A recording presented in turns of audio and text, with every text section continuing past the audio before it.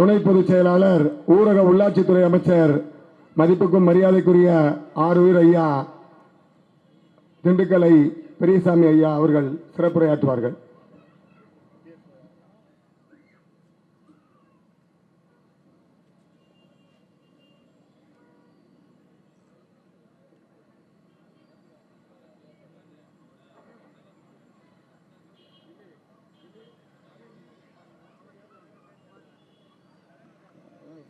பேர்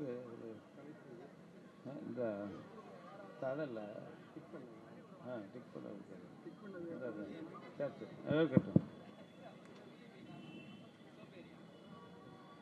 நம்முடைய உயிரினும் மேலான தலைவர், தமிழகத்தினுடைய முதல்வர், கழக தலைவர் அவர்களுடைய 72வது பிறந்த நாள் மாபெரும் இந்த மாநாடை போன்ற கூட்டத்தினுடைய கலந்து கொண்டு உரையாற்றி இருக்கின்ற தகுதிமிக்க மிக சிறப்பாக மக்கள் நல்வாழ்வுத்துறையில் பணியாற்றி எல்லோருடைய அன்பை பெற்றிருக்க என்னுடைய அருமை சகோதரர் மாசு அவர்களே, இந்த கூட்டத்தினை ஏற்பாடு செய்திருக்கின்ற 178வது வட்டக்கழக செயலாளர் அருமை சகோதரர் தரமணி பார்த்திபன் அவர்களே, மற்றும் இந்த நிகழ்ச்சியிலே பங்கு பெற்றிருக்கிற நம்முடைய மாமன்ற உறுப்பினர் பாஸ்கரன் அவர்களே, அரிமா சேகர் அவர்களே, வேளச்சேரி மேற்கு பகுதி செயலாளர்,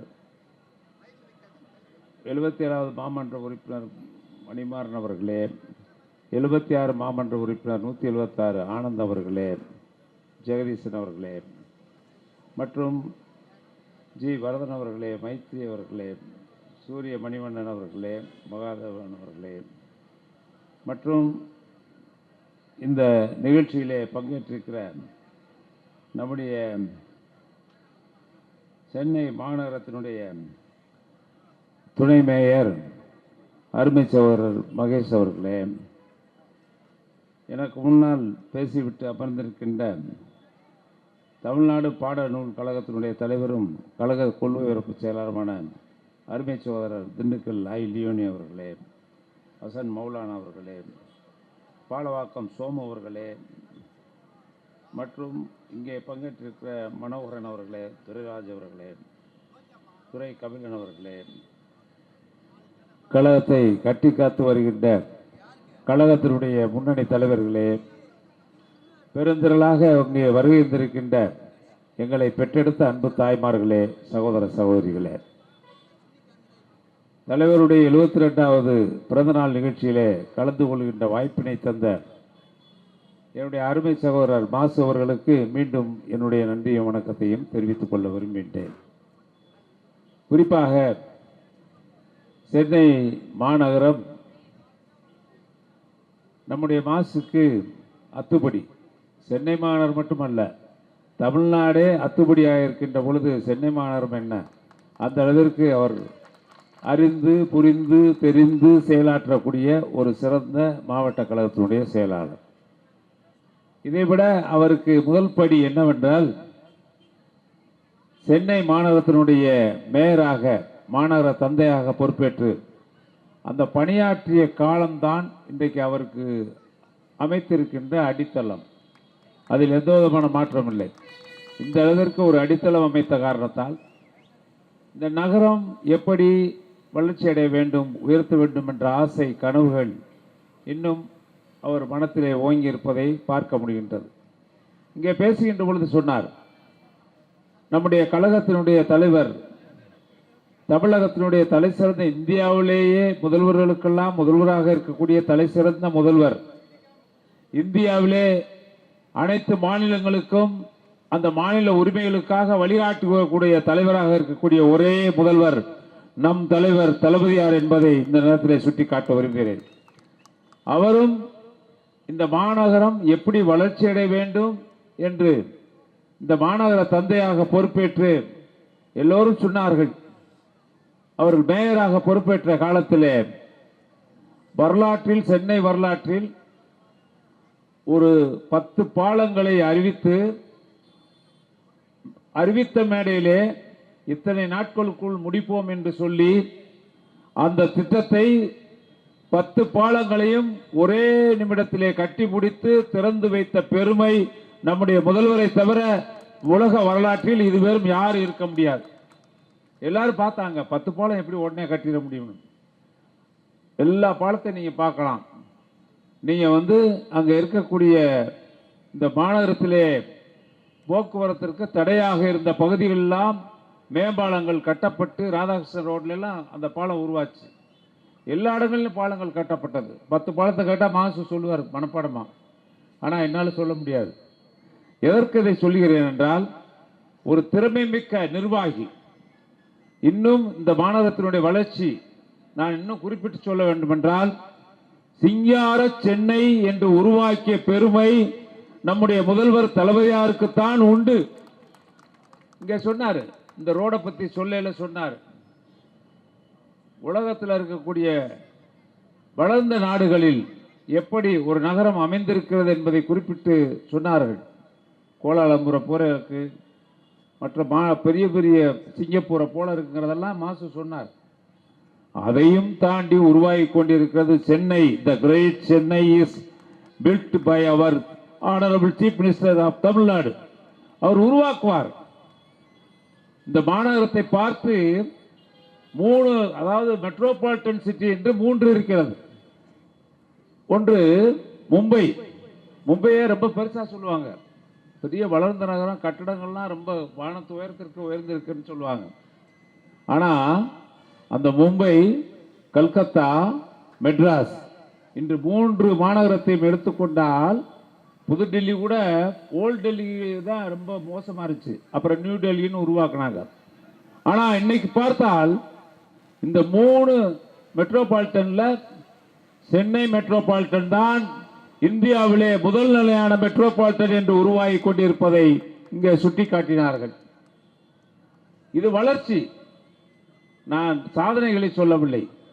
சாதனைகளை, திட்டங்களை, நம்முடைய மக்களுக்காக, பெண்களுக்காக செய்த சாதனைகள் எல்லாம் நம்முடைய லியோனி அவர்கள் ஒவ்வொன்றாக சொல்லிவிட்டார்கள்.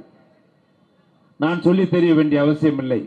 இருந்தாலும் இப்பொழுது தேர்தல் கொடுத்த வாக்குறுதி அத்துணையும் நிறைவேற்றி கல்லூரியிலே படிக்கின்ற மாணவிகளுக்கு 20 லட்சம் லேப்டாப் டேப் கொடுக்க போறார் நம்முடைய முதலமைச்சர் அவர்கள். ஒண்ணு விடாம கொடுத்துருவார். எல்லா பெண்களும் படிப்பதற்கு, கல்லூரியிலே படிப்பதற்கு மாதம் 1000, ஆண்களும் படிப்பதற்கு 1000, குடும்பத்தில் இல்லத்தரசிக்கெல்லாம் மாதம் 1000, 1,16 லட்சம் பேர் கொடுக்குறாங்க. மீதி இருக்கவங்களுக்கு உங்க வீடு தேடி கொண்டு வந்து கொடுக்க போகிற ஆட்சி தான் எல்லோருக்கும் எல்லாம். அதுதான் திராவிட மாடல் ஆட்சி. அதனுடைய தலைமகன் தான் நம்முடைய தமிழகத்தின் முதல்வர் தளபதியார் அவர்கள். அந்த அளவிற்கு இன்றைக்கு பல சாதனைகளை செய்திருக்கிறார்கள். இங்கே இருக்கின்ற இவ்வளவு பெரிய மாநாடு போன்ற கூட்டத்தில் அமர்ந்திருக்கின்ற அனைவரையும் நான் மனசாட்சியை தொட்டு ஒன்று சொல்லிக்கொள்ள விரும்புகின்றேன். நான் கூட இந்த மேடையிலே இன்றைக்கு அமைச்சராக நின்று கொண்டு பேசுவதற்கு காரணமாக இருந்தவர் நம்முடைய முதல்வரும் நம்முடைய மாசு அவர்கள்தான். என்னவென்றால், கொரோனா பெருந்தொற்று வந்தது, உங்களுக்கு மறந்திருக்க முடியாது. எல்லோரும் உயிர் பயத்தால், அச்சத்தால் வீடுகளில் முடங்கி இருந்தோம். கடுமையான நிதி நெருக்கடி, ஆட்சிக்கு வந்த நிலை, கஜனாவிலே பணம் இல்லை, வெறும் சேர் டேபிள் தான் இருந்துச்சு எங்க கோட்டையில. மனம் தளராமல் இந்தியாவிலே நம்முடைய 7 கோடி மக்களையும் அவர்கள் உயிரை காத்த ஒரே தலைவர் நம் தலைவர் முதல்வர் தளபதியார். என்னவென்றால், நடந்த சம்பவங்களை நீங்கள் நினைத்து பார்க்க வேண்டும். நம்முடைய மக்கள் நல்வாழ்வுத்துறை அமைச்சர் அவர்கள் அந்த காலகட்டத்திலே பணியாற்றியதை நான் மனதிலே நினைத்து பார்க்கிறேன். ஏன்னா எந்த மாநிலத்திலும் அங்க இருக்கின்ற மக்களுக்கு அந்த தடுப்பூசி போடுற இருக்க, அது இந்திய அரசாங்கம் கொடுக்கவில்லை என்றாலும் மற்ற நாடுகளிலிருந்து இவர்கள் வாங்கி நமக்கு அந்த ஊசி எல்லாம் போட்டு கிட்டத்தட்ட பல கோடி பேருக்கு அதிகமான அந்த கொரோனா தடுப்பு ஊசியை போட்ட ஒரே மாநிலம் தமிழகம். தமிழகம் தமிழகம் மறந்துவிடக்கூடாது. எது வேணாலும் செய்யலாம். ஒருவருடைய உயிர் என்பது அவ்வளவு சாதாரணமாக விலை மதிக்க முடியாத உயிர். ஒரு உயிராக இருந்தாலும் விலை மதிக்க முடியாத உயிர். 7 கோடி பேரிலே அதை காப்பாற்றுகின்ற திட்டங்களை எல்லாம் இன்றைக்கு கொண்டு வந்திருக்கிறார்கள் என்றால் ரொம்ப சாதாரணமானதல்ல. நமக்கு எல்லா பேரும் வேடிக்கை பார்ப்பாங்க. மக்களை தேடி மருத்துவங்கிறது நான் அதை பற்றி விவரிக்க விரும்பவில்லை. ஏன்னா ஏற்கனவே சொல்லிட்டார் யார் லியோனி. நான் போய் குடலூரில் போய் ஒரு தெரு பூரா போய் அங்கே இருக்க சுகர் பேஷண்ட்டுக்கு, ப்ரெஷர் பேஷண்ட்டுக்கு என்னென்ன நோய் இருக்கோ அவங்களுக்கு மாத்திரை எல்லாம் நர்ஸை வச்சு கொடுக்கல. அந்த மாத்திரை வாங்க முடியாதவர்கள் எவ்வளவு மகிழ்ச்சி அடைந்தார்கள் என்பது என் மனதிலே இன்னும் நில்லாடி கொண்டிருக்கிறது. மக்களை தேடி மருத்துவம் ஒரு வெற்றிகரமான திட்டம். இன்றைக்கு எப்படி கலைஞர் கனவு இல்லம் வெற்றிகரமான திட்டமோ, முதலமைச்சர் சாலை திட்டம் வெற்றிகரமான திட்டமோ, தமிழ்நாடு அளவில் இது ஒரு வெற்றிகரமான திட்டம். அதோட நிக்கல. அவர் என்ன பண்ணாரு, ஒரு ஆக்சிடென்ட் ஆகுது, மூளையில் ரத்தம் உறைஞ்சு வச்சு, அரசாங்க ஆஸ்பத்திரிக்கு போனால் லேட் ஆயிரும், ஆபரேஷன் பண்ண லேட் ஆயிரும். இன்னைக்கு இன்னுயிர் காப்போம் என்ற ஒரு திட்டத்தை கொண்டு வந்து எத்தனை லட்சம் கோடியானாலும் ஒரு உயிரை காப்பாற்ற வேண்டும் என்ற ஒரு திட்டத்தை இன்றைக்கு இன்னுயிர் காப்போம் திட்டம் ஆரம்பித்திருக்கிறார்கள். இப்படி ஒவ்வொரு திட்டத்திற்கும் ஒரு அந்த திட்டங்கள் பொன்னான திட்டங்கள் இன்றைக்கு மக்கள் நல்வாழ்வுத்துறையில் மிக சிறப்பாக செயலாற்றி இருக்கிறார்கள். அதற்கு வழிகாட்டியது நம்முடைய முதல்வர் தளபதியார் அவர்கள். காரணம், இங்கே பேசுகின்றவர்களெல்லாம் நீங்கள் சொன்னீர்கள். என்ன சொன்னீர்கள்? பொதுவாக மா சுப்பிரமணியம்னா மராத்தான் தான் நீங்க நினைச்சுக்கிட்டு இருக்க, மந்திரின்னு கூட நினைக்கிறதில்ல. அது எனக்கு தெரியும். மராத்தான் வீரர், உலகம் பூரா போய் ஓடிக்கிட்டு இருக்காரு. அது சுகாதாரத்துறைக்கு நல்ல சுகாதாரமுள்ள ஒரு அமைச்சரை இன்றைக்கு நியமித்திருக்கிறார்கள். அதான் ஓடிக்கொண்டே இருக்கிறார். ஓடிக்கொண்டே இருக்கிறார் என்றால் ஓய்வில்லாமல் ஓடிக்கொண்டே இருக்கிறார். சாயந்தரம் 5 மணிக்கு போய் ஒரு நிகழ்ச்சி நடத்திட்டு இங்கே வந்துட்டு இன்னொரு நிகழ்ச்சிக்கு போகிறார், இளைஞர் நிகழ்ச்சிக்கு. நீ அனைமா நைட்டு 12 மணிக்கு தான் போவார். காலையில் 5 மணிக்கு எதிர்த்து ஓட ஆரம்பிப்பார். ஆனால் அந்த அளவிற்கு சுறுசுறுப்பு. என்ன காரணம்னா நம்முடைய முதல்வரும் அப்படித்தான். முதல்வரை பொறுத்தளவில் சுறுசுறுப்பில், உழைப்பில் அவரை விஞ்சுவதற்கு யாரும் இல்லை. அதனால்தான் நம்முடைய முத்தமிழறிஞர் கலைஞர் சொன்னார், உழைப்பு உழைப்பு உழைப்பு என்றால் அது நம்முடைய தளபதி மு.க. ஸ்டாலின் என்று சொன்னார்கள். அந்த உழைப்பு தான் வெற்றிக்கு காரணம். அவர் இந்த இயக்கத்திலே பொறுப்பேற்று, தலைவராக பொறுப்பேற்று 11 தேர்தல்களை சந்தித்திருக்கிறார். இதுவரை வரலாற்றில் இல்லாதவருக்கு எந்த முதலமைச்சரும் செய்ய முடியாத காரியத்தை வரலாற்று நாயகனாக 11 தேர்தலிலும் வெற்றி பெற்ற ஒரே முதலமைச்சர் நம்முடைய முதல்வர் தளபதியார் அவர்கள். நாளைக்கு 26 எலெக்ஷன் வரப்போகுது. இப்ப இங்க குளிமை இருக்கிற கூட்டத்தை பார்க்கின்ற பொழுது, சகோதரிகளை பார்க்கின்ற பொழுது, மற்றவர்களையும் பார்க்கின்ற பொழுது அவருடைய எழுச்சி, எல்லாருடைய முகத்தில் இருக்கின்ற மலர்ச்சி, ஏதோ 7 பேருக்கு வேண்டி வந்து உட்காந்து, இது கூட்டி வரப்பட்ட கூட்டம் அல்ல, இது உண்மையிலே விரும்பி வந்திருக்கின்ற கூட்டம். இந்த கூட்டம், இந்த மாநாடு போன்ற கூட்டம். அதைத்தான் சொல்கிறேன், உறுதியாக சொல்கிறேன். மாசு நம்முடைய முதல்வர் அவர்கள் 200 தொகுதி வர வேண்டும் என்று எதிர்பார்க்கின்றார்கள். எனக்கு சந்தேகமே இல்லை. சென்னையில் முழுவதும் வந்து விடுவீர்கள். சென்னையில் முழுவதும் ஒரு தொகுதி கூட விடாமல் திராவிட முன்னேற்ற கழகம் தான் சென்னையினுடைய கோட்டை. கலைஞர்கள், முத்தமிழர் கலைஞர் காலத்தில் எப்படி சென்னை கோட்டையாக இருந்ததோ அதை விட பல மடங்கு கோட்டையாக இன்று உருவாக்கப்பட்டு இருக்கிறது. நிச்சயம் எல்லா தொகுதி வெற்றி பெறுவோம். அதுல எந்த விதமான எல்முனையிலும் சந்தேகம் இல்லை. இப்ப போற போக்க பார்த்தா, இப்ப இன்றைக்கு அறிவித்திருக்கிற திட்டம் சொன்னாங்களே, மற்ற திட்டம்லாம் என்னென்ன அறிவிச்சிருக்கோம்னா, இன்னைக்கு மடிக்கணினி அறிவிச்சிருக்கோம், எல்லா திட்டங்களும் அறிவிச்சிருக்கோம், மீதம் இருக்கிறவங்களுக்கும் குடும்ப தலைவர்களுக்கு கொடுக்க போறோம். இதெல்லாம் வரிசையா எல்லா திட்டங்களும் இன்றைக்கு அறிவிச்சிருக்கோம். 3ஆம் பாலினத்தவருக்கு இன்னைக்கு திட்டம் அறிவிச்சிருக்காரு. அதெல்லாம் மிகப்பெரிய திட்டம். அதாவது சமுதாயத்தால் இங்கே அமர்ந்திருக்கின்றவர்கள் அத்தனை பேர் உங்களால், என்னால் ஆதரிக்கப்படாதவர்கள், அரவணைக்கப்படாதவர்கள், குடும்பத்தால் ஏற்றுக்கொள்ளப்படாதவர்கள், குடும்பத்தால் தான் பெற்ற பிள்ளையே ஏற்றுக்கொள்ளாத தாய் தந்தையர் இருக்கின்றவர்கள், அனாதியாக விடப்பட்டவர்கள், அவர்களுக்கும் இன்றைக்கு 3ஆம் பாலினத்தவருக்கும் இன்றைக்கு வாழ்வு கொடுத்திருக்கிறார். வேற என்ன வேணும்? எந்த சம்பந்தம், எந்த துறை, யாருமே, அதுதான் எல்லோருக்கும் எல்லாம். அதான் திராவிட மாடல் ஆட்சி. இங்கே நான் அரசியல் கூட பேச விரும்பல. இருமொழி கொள்கை இனி எந்த கொம்பனாலும் தமிழ்நாட்டில் இருமொழி கொள்கை தான். 3ஆம் மொழி நுழைவே முடியாது. அது நடக்கவே நடக்காது. அது தியாகத்தால் உருவானது.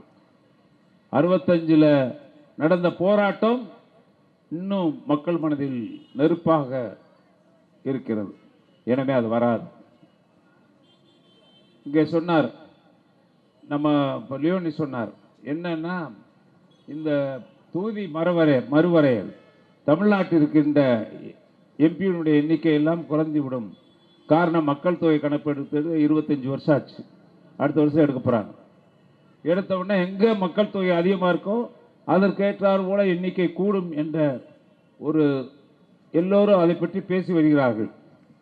ஆனால் இந்தியாவிலே குடும்ப கட்டுப்பாடு திட்டத்தை முழுமையாக கடைபிடித்த ஒரே ஒரு மாநிலம், இன்னும் சொல்லப்போனா இப்போ கூட அன்னைக்கு இல்லை, என்னைக்கு குடும்ப கட்டுப்பாடு திட்டம் என்று ஒன்று ஆரம்பிக்கப்பட்டதோ, மறைந்த இந்திரா காந்தி அம்மையார் அவர்களால் அன்றைக்கு ஆரம்பிக்கப்பட்டதோ, அந்த திட்டம் தமிழ்நாட்டில் சிறப்பாக நிறைவேற்றப்பட்டு இன்றும் தொடர்ந்து கொண்டிருக்கிறது.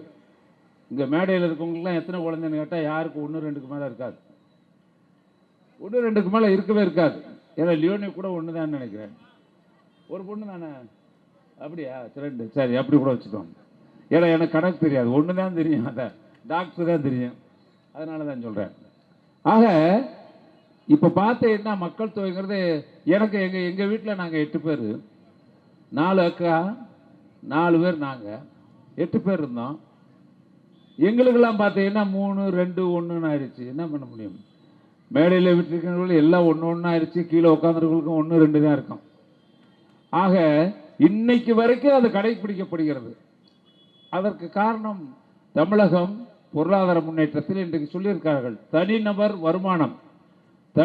வருமானம் தமிழ்நாட்டின் ஆட்சி காரணமாக, நம்முடைய முதல்வருடைய ஆட்சித்திறன் காரணமாக தனிநபர் வருமானம் உயர்ந்த ஒரே மாநிலம் தமிழ்நாடு தான். வேற எந்த மாநிலம் கிடையாது இந்தியாவில்.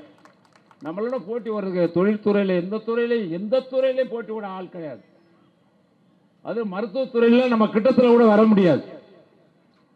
அது கொரோனா காலமே நிரூபித்திருக்கிறோம். எத்தனை முறை மத்திய அமைச்சர்கள் அவர்களுக்கு இவர் கவுண்டர் பண்ணாரு. யார்? மாசு. எவ்வளவு ஊசிகள் போடப்பட்டிருக்கிறது, மற்ற மாநிலங்கள் எவ்வளவு ஊசி போட்டிருக்காங்க மக்களுக்கு. நானே எனக்கு 2 ஊசி போட்டேன். 2வது ஊசி போடையில எனக்கு பிரஷர் பார்த்தா 223 வந்துருச்சு. அது கவர்மெண்ட் ஆஸ்பத்திரியில் தான் போடணும், வேற எங்கேயும் கிடைக்காது. எவ்வளவு பெரிய கோடீஸ்வரனா இருந்தாலும் கவர்மெண்ட் ஆஸ்பத்திரிலாம் படுத்திருக்கணும். எல்லாரும் அங்கதான் இருந்தோம். யாரும் தனியார் மருத்துவமனைக்கு போக முடியாது. போய் ஒரு ஊசியை போட்ட உடனே எனக்கு 223 வந்துச்சு. 3 டாக்டர் சுற்றி வர உட்காந்து அழுக ஆரம்பிச்சிட்டாங்க. என்ன ஆக போதும்னு. ஒரு டீ மட்டும் வாங்கி கொடுங்க. குடித்தேன். ஒரு டீ குடித்த உடனே 10 நிமிஷம் பொறுங்கண்ணே, இப்போ கட்டி பாருங்கண்ணே. கட்டி பார்த்தா 173. நீ கிட்டத்தட்ட வந்து அப்புறம் அப்படி அப்படியே குறைஞ்சி கீழே வந்துருச்சு. அவங்களே ஆச்சரியப்பட்டாங்க, என்ன எப்படி இப்படி சொன்னீங்க அப்படின்னு. ஒரு டீயை கொடுத்தோன்னே குறைஞ்சணும். ஆக அந்த அளவிற்கு ஒரு தன்னம்பிக்கை உள்ள மாநிலம்.